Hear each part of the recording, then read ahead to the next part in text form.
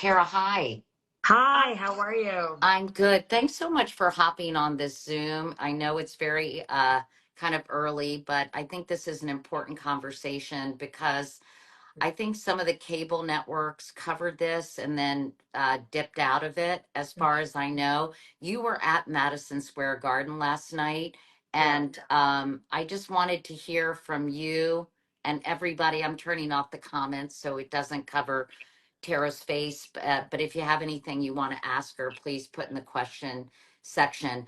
Um, Tell us about this gathering. I read Heather Cox Richardson. I get her newsletter on a regular basis, and there were some pretty disturbing things in there, but I'd like to hear it from you because you were actually there. Yeah, I mean, Katie, it was a really dark theme for the final week of an election. Like, if an election is all about addition, not subtraction, I don't understand why the lineup, managed to offend literally everyone.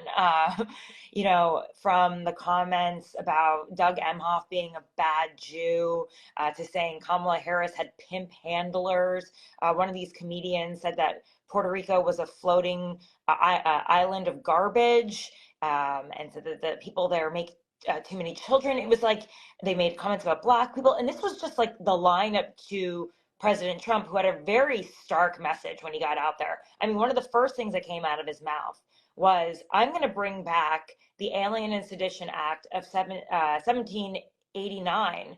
I believe that was the year, and so that I can round up the most people and have the largest deportation in history. And it was just like, it was very extreme in terms of like singling out the other, right? The other that aren't in the room. And it was kind of it was a dark message, and it was kind of sloppy. Like, if you're really trying to win over those people who are on the fence, those moderates, those swing voters, those independents, that aren't already like diehard Trump. I mean, maybe this was part of their strategy to get out the base. But if you're in New York and you're trying to win over people, who are maybe casual watchers of the news, or picking up on this from the major TV shows and media markets around the world, you know, this kind of dark messaging, I think it's just a complete turnoff. It's sloppy. I mean, the fact that the campaign had to put out a statement. Trump never apologizes, by the way. Hmm. And the campaign had to put out a statement distancing itself from the comments from that comedian about Puerto Rico is really telling. I mean, in Pennsylvania alone, they have nearly 500,000 Puerto Ricans in that state. We know that that state could determine the election, most likely will. And it comes down to like, eh, you know, who knows, 20,000 votes, a half a point. And I thought there are 500,000 I, Puerto Ricans that I are Trump curious, and you're going to offend them? It's just and like, also not just Puerto Ricans. He made that comedian, who I don't know who that comedian is. Is he associated with Joe Rogan? I think so. I didn't think he was funny for what it was Well, worth, he and was like, why? talking also about Latino voters in general, Yeah. about how Latinos like to have babies, and kind of a joke about sexual, like as a joke involving sexual innuendo about coming into this country. And after those comments, I know Jennifer Lopez, Bad Bunny, and one other person, Ricky sorry, Martin. Ricky Ricky Martin. Martin, Yeah. all came out endorsing Kamala Harris. Um, do you think that the Trump campaign knew what these guests or guest speakers were going to say? No, I really don't believe that they did, Katie. And I think it was a sign of like, it was a sloppy move. Really, it was messy. And, everyone gives this new Trump campaign credit for being, More disciplined, disciplined, yeah. right, for a more well-run campaign. But then why do you give a guy, his name was David Rem, he's a kind of a fringe candidate that ran against AOC, a platform to call Kamala Harris the Antichrist, call her the devil. Another, it wasn't just this one comedian. There was a slew of people before Trump who were saying outlandish comments. And I just can't imagine that the Trump campaign is happy about that. Like, you don't want to do a cleanup the week before an election, and you don't need, like, there's no reason to offend people, especially when the Trump campaign is sort of banking on minorities to come out and save him in the end of the day. Like, they're really hoping that black men come out there and vote for them. They want to win over those Puerto Ricans in Pennsylvania that are Trump curious. Like, Hispanics are becoming more and more conservative. So why would you go out there and alienate them? And like, I've heard some conservatives say, like, oh, you haven't made it clear enough that he's just a comedian. It's like, you don't use a comedian on a campaign trail to make a joke. That's not funny. And like you said, he was suggesting that they're overpopulating, and that's sort of like a dark message. Again, it goes back to this dark message that, like, America is becoming less white because of this overpopulation of others, right? It's Right. it's really like a fascist message. It's a scary message, and and you're using humor. It's still messaging. Like, just don't use a comedian. You don't see Kamala Harris or any other campaigns out there with comedians making fun of voting blocks. It Doesn't make seems sense. to Tara, it seems to harken back to his 2016 inauguration address, Yeah. where he does paint sort of the US in very apocalyptic terms, very dark, um, extremely negative.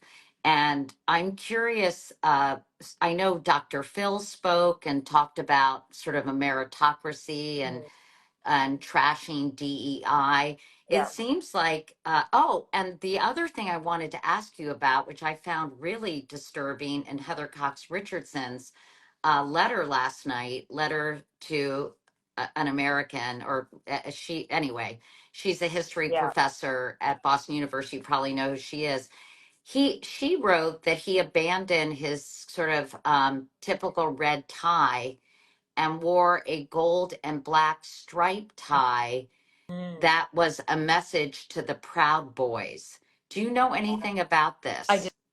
didn't know that, actually. That's news to me.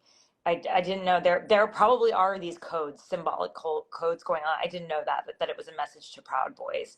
Um, yeah, there was just actually, you didn't even have to really look at the subtleties, because it was overtly, American first messaging, not white nationalism messaging. Like, the phrase that Stephen Miller said, "America is for Americans only," mirrors a phrase that they used in Nazi Germany. Germany is for Germans only. They used that in World War II. It's like it was literally mirroring language that was populated by Hitler during that time. And I didn't know about the tie, but that's news to me. I just think it was just it was a dark message. I mean, the music and the production value was really high. I actually felt like it was a better version of the Republican National Convention. You had the same star quality and the same power in terms of, like, the Republican Party. But, like, once the people got on stage, they had to attack someone, or make or offend someone. And I was just thinking, like, even before Trump came out, it's like Black people, Latinos, Jews, women. I mean, who else? And you can't win an election without these people. I'm sorry, the And numbers aren't there. can you I mean, and tell I'm us, thinking about this completely cynically from, like, a strategic point of view. Like, it's offensive as an American, you know what I mean, as a human being. But, like, you as a political strategist, like, you don't win elections by offending all of these people. can you tell us a little more about Trump's speech itself? And then I want to talk to you about the Mm. crowd, the reaction from the crowd. Where a lot of these people were from, if they were from New York, New York City, if they Yeah. came from other states. But first, let me ask you more about Donald Trump's speech specifically. Mm. How would you characterize that? Obviously, the additional speakers were pretty shocking and Mm. inflammatory. What Right. about his speech? Well, it's interesting because, it was his closing argument, right? Like, this week is the closing argument speech. I think we need to pay attention to everything that you hear from Kamala Harris and everything you hear from Donald Trump, because this is what they think they're the strongest cases for them in these final days.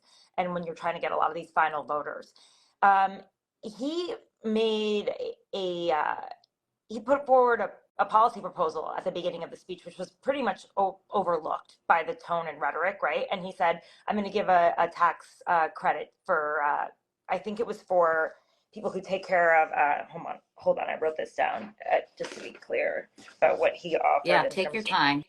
He offered a new tax credit for caregivers, but I feel like that was kind of lost. And this is his way of talking to voters of that sandwich generation that Kamala Harris has been specifically talking to.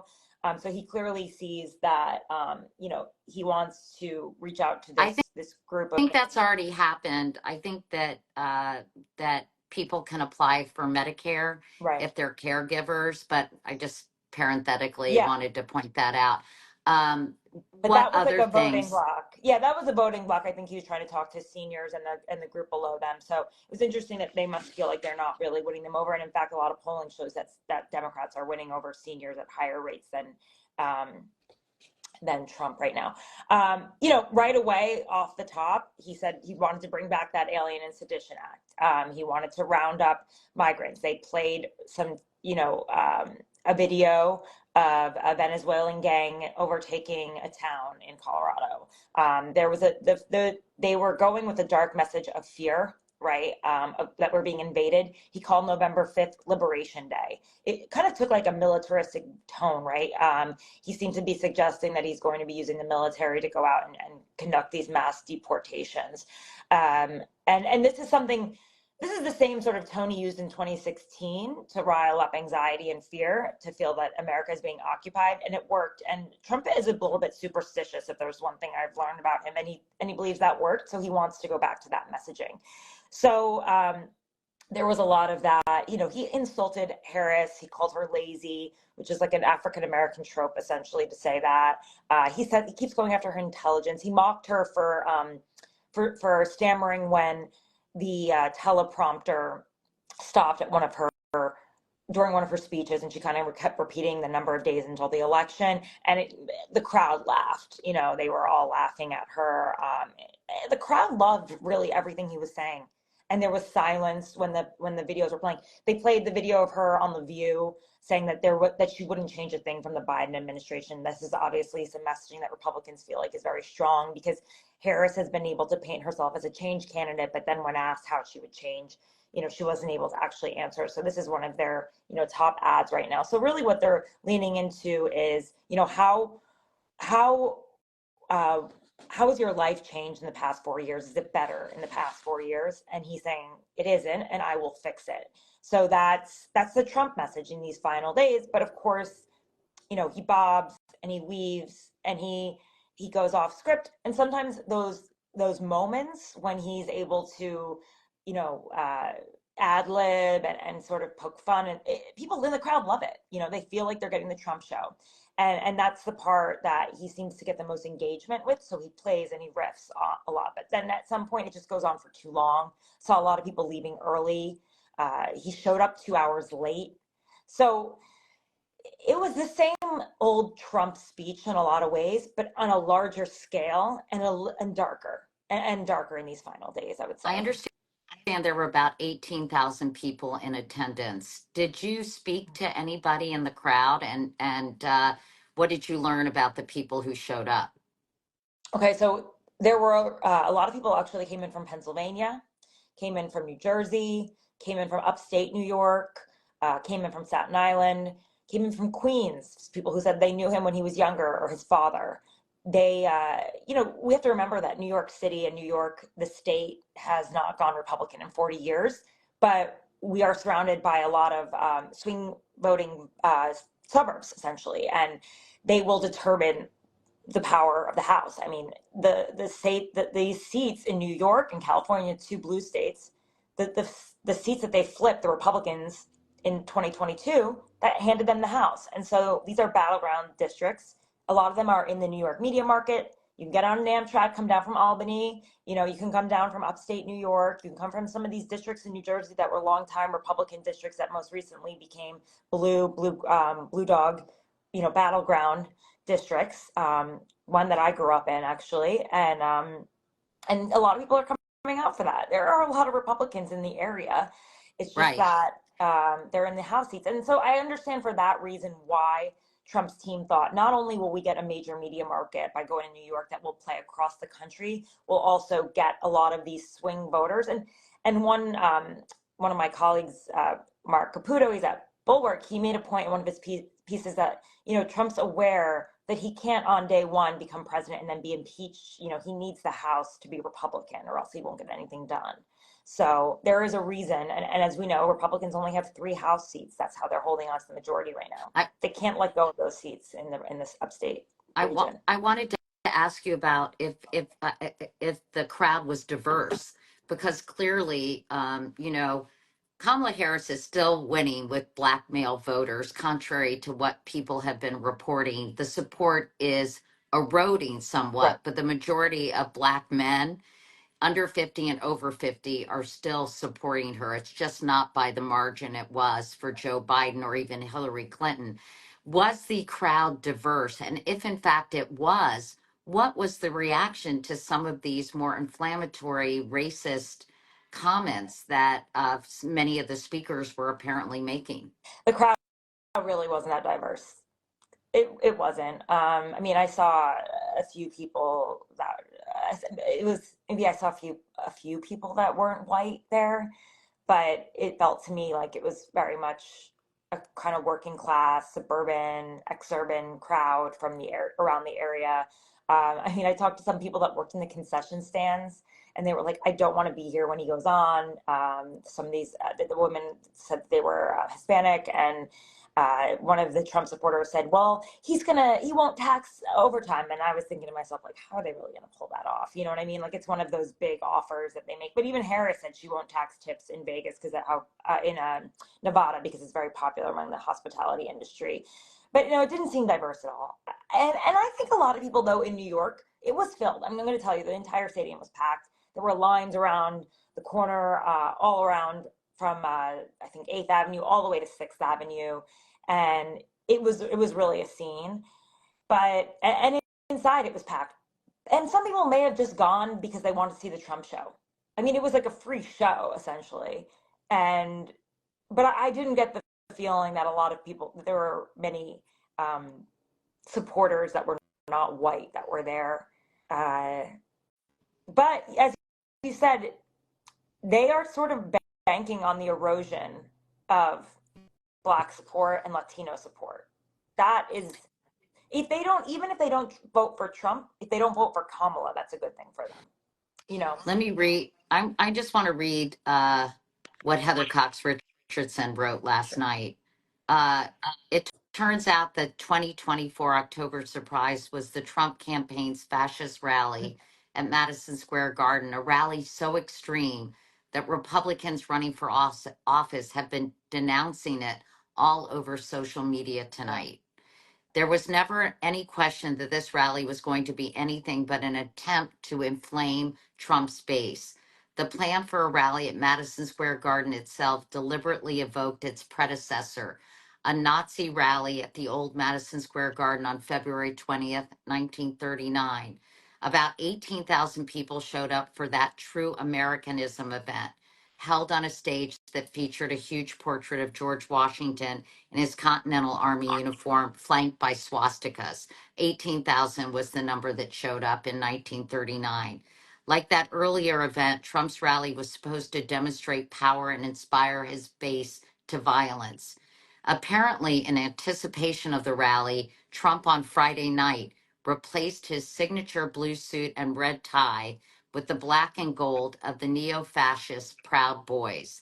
That extremist group was central to the January 6, 2021 attack on the U.S. Capitol that has been rebuilding to support Trump again in 2024.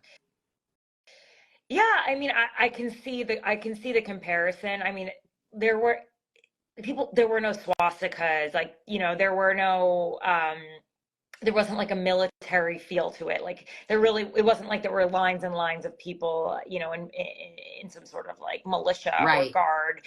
It wasn't as overt, I would say, as that Nazi rally was, right? of course. But at the same time, the language that they were using about Jews, I mean, you could say that the language that they were using about illegal aliens, you heard the word fucking illegals, you know, and the way that they were talking about these people as if they were inhumane. Others, the whole idea that I mean, I guess Stephen Miller's words alone, America is for Americans only. It mirrors the Germany is for Germans only. I would just say perhaps it was like that rally. I wasn't there in 1939. I watched some video footage of it and I saw it. It's perhaps that it was there, this idea of alienating other people. There was tones of fascism, but I don't, it wasn't as overt Right. as um, as she's saying. And perhaps she saw the tie. I didn't know that the tie is a I, symbolism. Like there were I no, think we'll have to look yeah, into that more. there wasn't really violence. Like I know people were kicked out of that rally in 1939. Journalists were evicted. I mean, my application was denied to get in, my press credentials, and I was concerned about that. I showed up and I ended up getting in. I don't know if that was some sort of flex as well, but it's a. I know that there's a comparison. I struggled to say that it was an exact comparison Right. in some ways, but yeah, there was an obvious feeling that we are being invaded, right? That there is something that is diluting America from the outside. It's from the South. It's from others.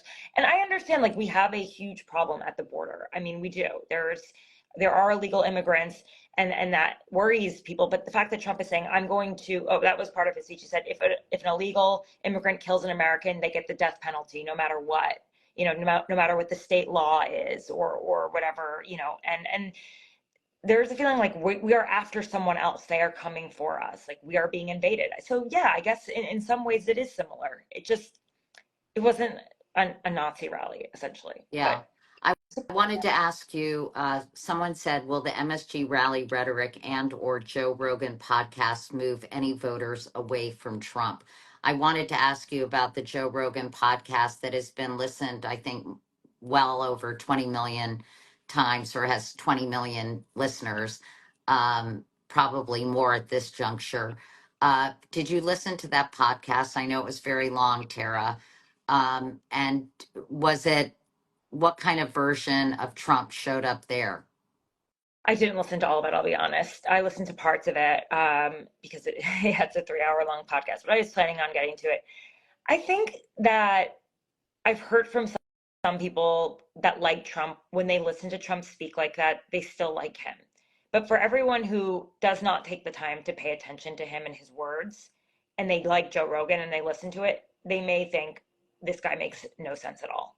I mean, he was, even Joe Rogan called him out and said, like, you're weaving, you're bobbing, you're going here and there. We have to stay on message, and that's saying something coming from Joe Rogan, right? He said he won the election when he didn't. He said, I lost. No, I mean, I won.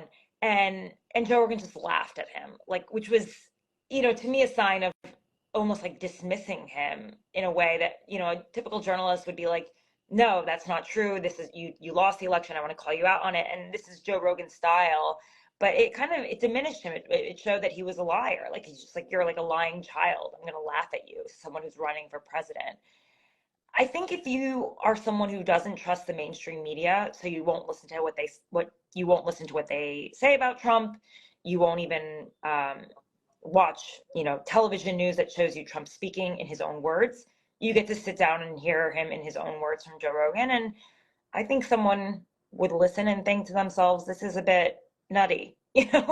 Some of the things he's saying are off. But then I've heard from some people that are Trump supporters. I thought it was brilliant.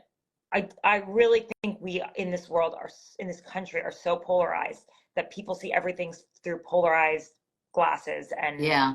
if you are a Trump supporter, you thought he was brilliant. If you are not, you think he was crazy.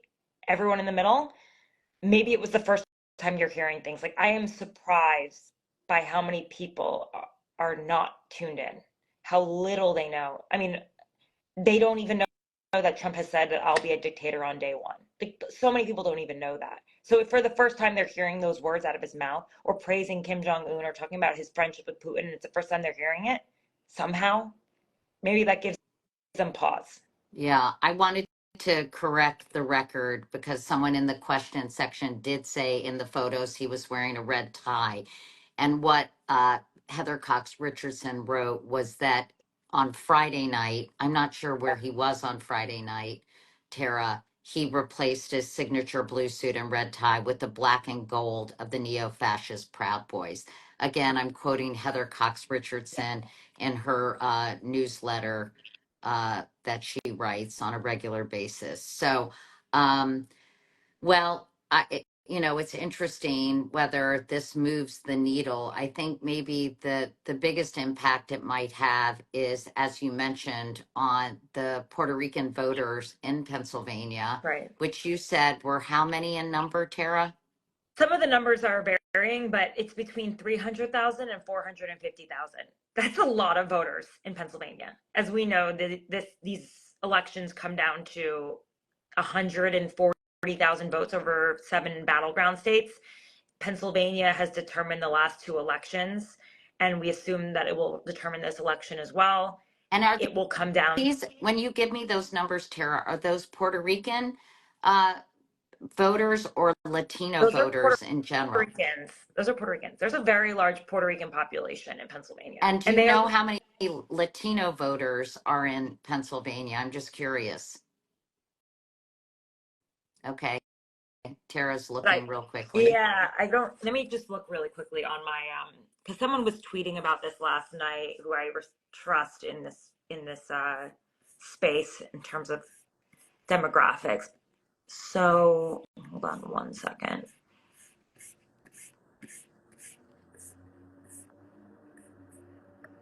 Okay. 450,000 statewide Puerto Ricans live in Pennsylvania. 5 of their top 50 cities are Philadelphia, Allentown, Reading, Lancaster. So that's Puerto Ricans. 3rd highest Puerto Rican population in the country behind Florida and New York. And that was 450,000? Yeah. I mean, Trump won, and I think Trump won Pennsylvania by 40,000 votes in 2016, and then Biden won by 60,000 or maybe less than that. It was half a percentage point both times. So if you pissed off enough people, that's the whole thing. Like, elections are not about subtraction, they're about addition. And this is the Latino vote. Although my only thing with saying the Latino vote is I understand why people say it's not monolithic. Like, Cubans do not think they're Puerto Ricans. Puerto Ricans do not identify as Mexicans. Right. So I worry that saying that, like, it will impact the entire Latino. No, I don't think we're saying that, but yeah, if you, because the insults were not only to Puerto Ricans, they were to Latinos writ large as well. Yeah. I believe that comedian. Yeah. He was saying basically they're overpopulating our country. Right. They're overtaking the white. They like to have babies. Yeah, they're overtaking our white population is what they're basically saying. All right, 500. It says 580,000 Latinos live in Pennsylvania, so they're mostly Puerto Ricans. 100, of the, but these are obviously the documented Latino voters that we know of. Right. And okay, so Trump won Pennsylvania by 44,000 votes in 2016 and Biden by 81,000 in 2020. There are 579,000 eligible Latino voters in 2024.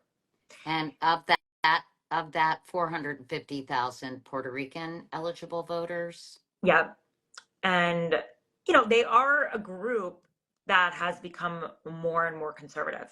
I mean, that is something that the Republicans have seen. They're making gains every year with Latino voters. But I guess the question is, will this and Jennifer Lopez, Bad Bunny, and Ricky Martin coming out be enough to sway them, or are they solidly, as you said, it's not a monolith, so we can't say they, but are many of those voters solidly behind Donald Trump for other reasons and will kind of ignore those kinds of inflammatory comments at this rally?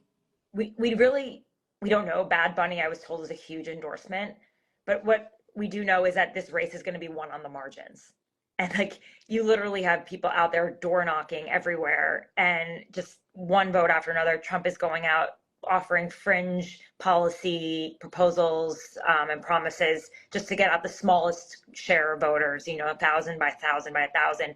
So if you've just wiped out a few thousand voters, like, you cannot afford that right now. And like I said earlier, Trump's team does not apologize. And the fact that they are distancing themselves from this speaker that was a part of their lineup, I think that's really telling. You have Rick Scott, senator from Florida, saying that, I love Puerto Ricans. He doesn't reflect us. Other GOP a congresswoman from Republican congresswoman from Florida also saying like, this does not reflect our Republican values. We love Puerto Ricans. Like Puerto Rico is a part of America. You know what I mean? It's just, and of course this comedian is out there saying it's a joke. You guys don't get it. This is the liberal media twisting it. And I've heard people say that, but you don't have a comedian out there. It wasn't a funny joke. No, and I listened to it, and it was hard to not.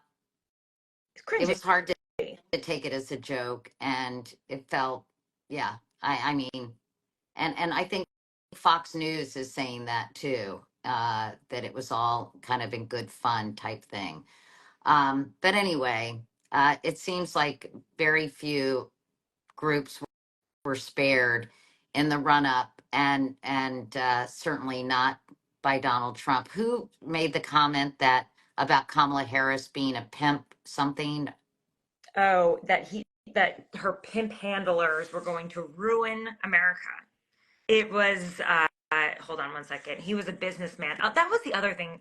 A lot of these people were randoms, Katie. Like they were really random people that were given the stage. I think his name I'm blanking. Oh, hold on. I think I wrote it down, but I've never heard of him before. He was a random businessman. But, there was this other guy, David Rem, calling her the Antichrist and the devil and holding up a cross. It was insane. Who is he? Who is he? He is he ran against AOC. He's known Donald Trump his entire life since he was a kid from back in Queens. And he just said, like, the Trump family has been so amazing to me. Trump is such a good guy. His father, Fred, did this and this. And then he was talking about how I think they helped his kids go to a school, Christian school or something like that because they were being bullied. And he basically said that Kamala Harris is the Antichrist, and he held up a cross. It was very, very, very weird. The devil. It was just, there's just, I think we've just gotten to this place where they've accepted that it is normal. They are normalizing this kind of behavior, this kind of language. I mean, it's out of control. I mean, to call Doug Emhoff a crappy Jew, like Who said that? Oh, that was another one. I have to pull that one up. Crap. I couldn't keep, like, they were hours and hours. Trump showed up 2 hours late. And Sid Rosenberg, I think he has his own radio show. Yeah. He called, he's a radio host. He says he doesn't like Jewish people, and he called Doug Emhoff a crappy Jew. Yeah.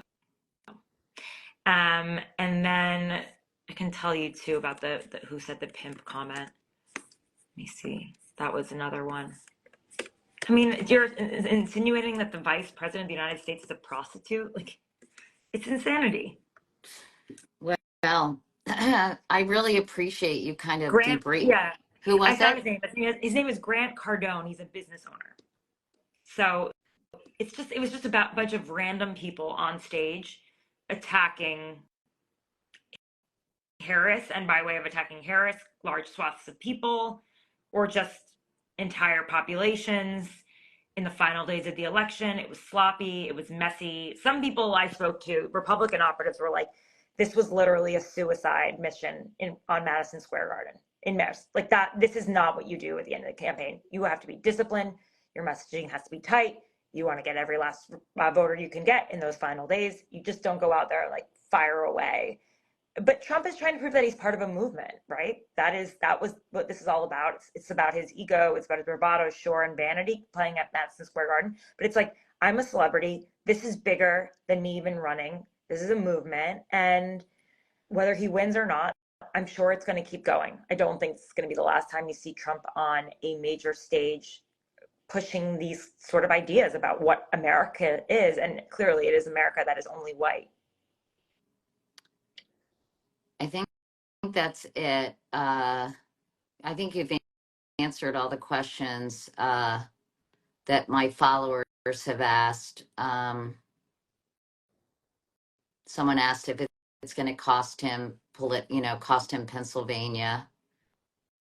I think we'll find out in 9 days or 8 days. No, Yeah. I think All right. Pennsylvania is going to be close.